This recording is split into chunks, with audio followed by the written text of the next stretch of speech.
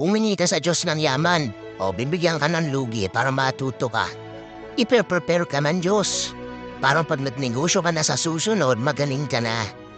Humingi ka ng magandang relationship o alam mo kung sino ipapadalala sa'yo ng Diyos yung hayang sakpan at durugin yung puso mo. Ganun talaga yun. Kasi i-prepare ka man Diyos para mahanap po yung tamang tao para sa'yo. Kaiba magturo ang Panginoon. Very unconventional. Bibigyan ka niya ng leksyon, hindi niya ibibigay sa'yo rekta. Kasi gusto niyang matuto ka muna.